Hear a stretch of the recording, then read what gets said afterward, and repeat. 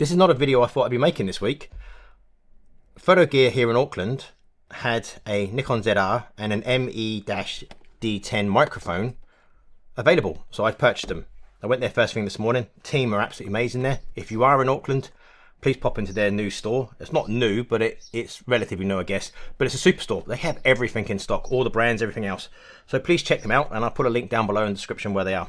So the reason for this video is I thought I'd do a quick unboxing and give you guys my first impression of the camera and the microphone.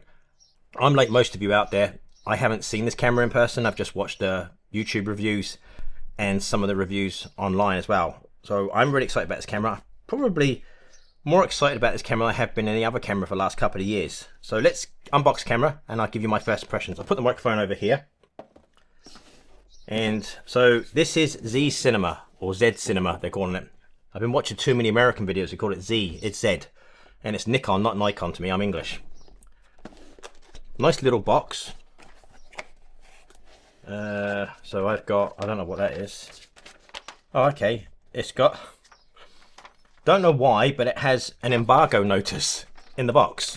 I don't get gear from Nikon Australia or Nikon New Zealand, so yeah, there is an embargo notice in there, but yeah. It's the 20th today, or 21st. It's the 20th today. 20th, so that doesn't count anymore.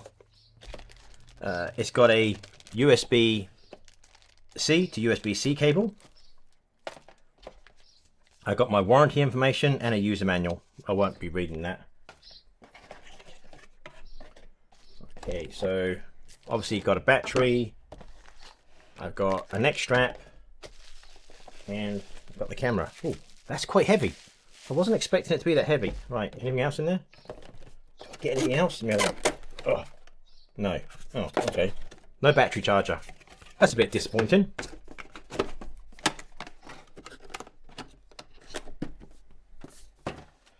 So this will be the same battery that the Z8, which is what I'm recording on there, and the Z6, which is there, be the same battery.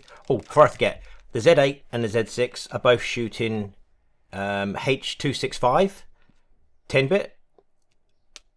Natural profile, and that's it. No editing done in these files at all.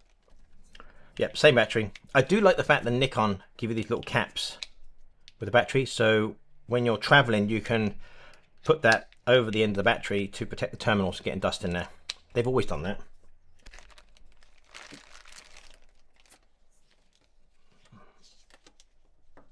Okay, nice neck strap.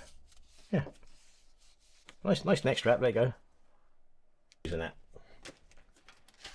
Right, to the camera.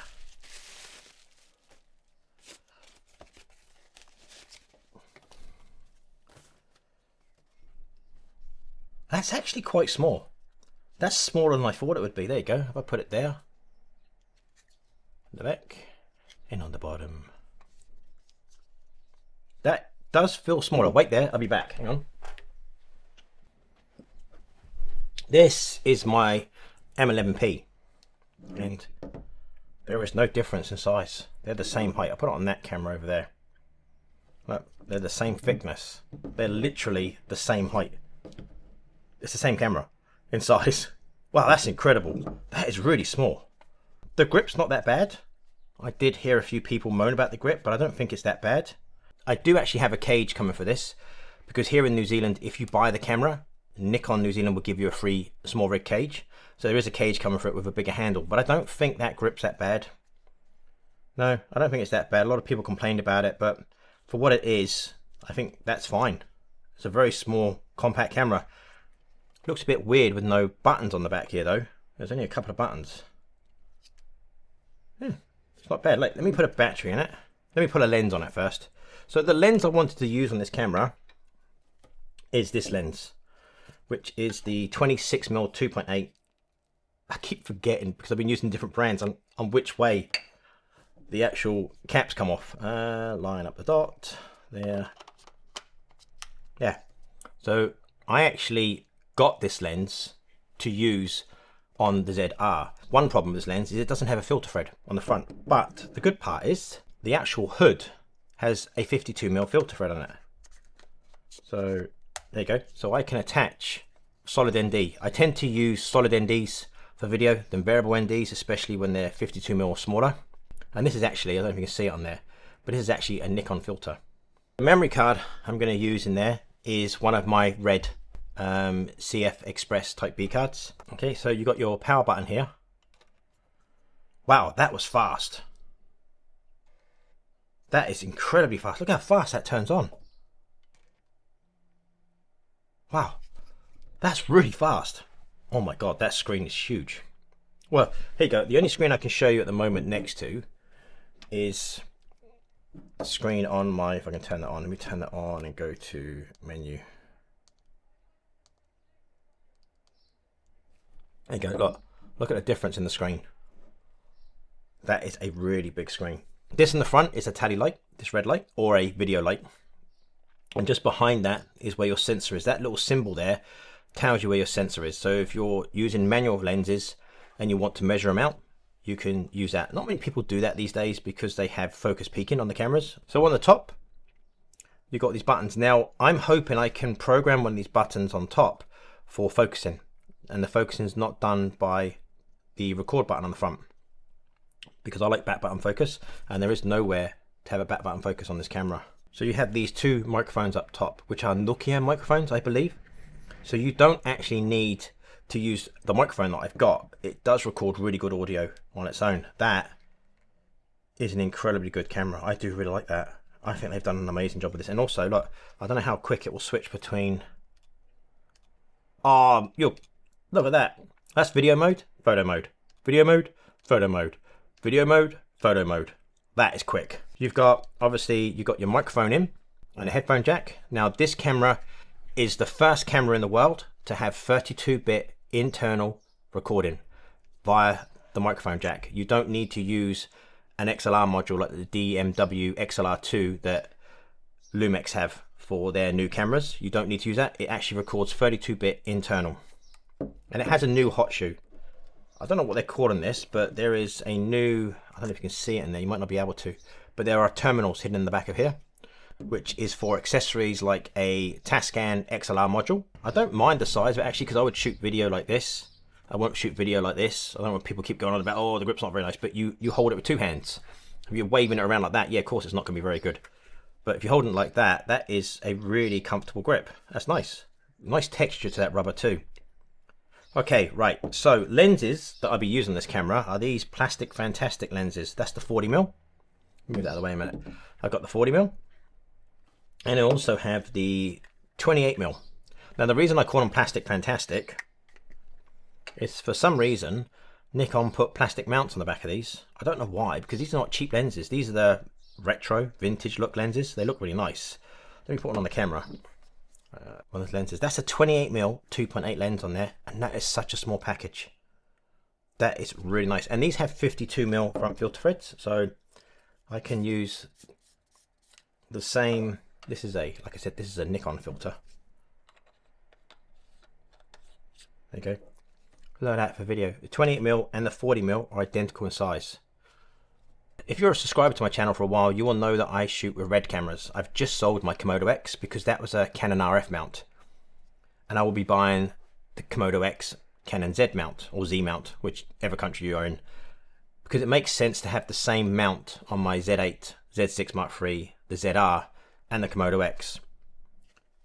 This will be a nice B camera to the Komodo X. It will also be a nice camera to use when I don't want to be noticed too much. The Komodo X, once it's built out, is a big camera. This is not, and this shoots Red RAW internally in a new codec. I don't know whether that codec will work with Final Cut Pro, but I do have Red's editing software, so I can use that. I'm guessing it works with that. Microphone, which is here.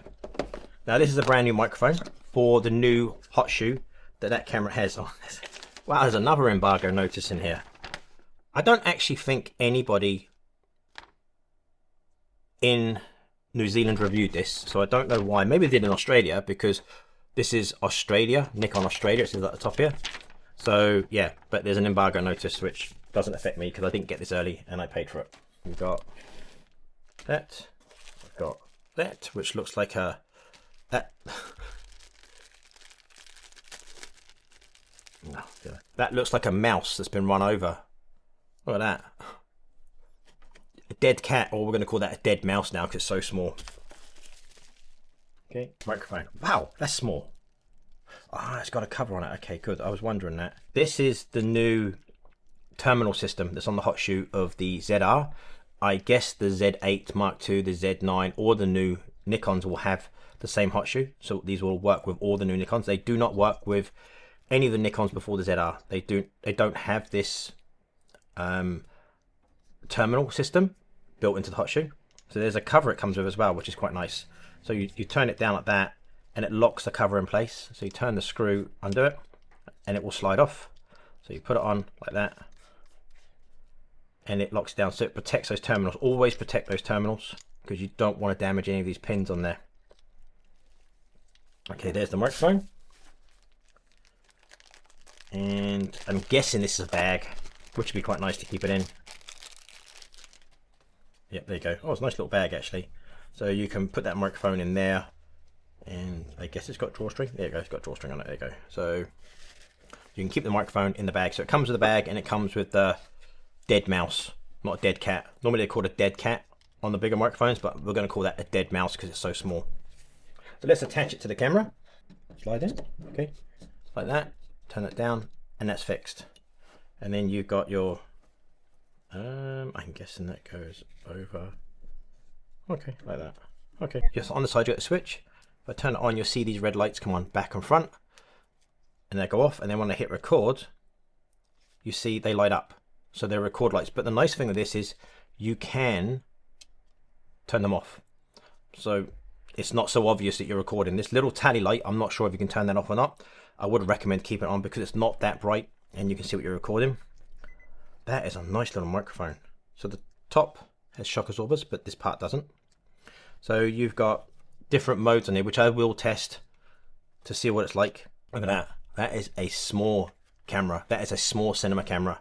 This is a camera that can shoot red raw internally. I wonder how long it can shoot for. So I had to change some settings in the menu to be able to shoot red R3D NE, which is the Nikon edition, I guess that stands for. With my 2TB red CF Express Type B card in there, it's given me 2 hours and 5 minutes, but I think that's the limit of the video. I don't know if that's a limit of the actual recording of the 2TB card, so I will test that later on. But I have to say, I am very impressed with this camera. Look at the size of that. I still can't get over the size of that camera. And this shoots red raw internally. Yes, it's not the 16-bit red raw that you get with the Komodo and the V-Raptor, and it's not a global shutter that you get with the Komodo X, but it's still red raw, and it still has the color science of red. But that's my first impressions and my first look at the Nikon ZR and their new, what's it called? ME D10 microphone.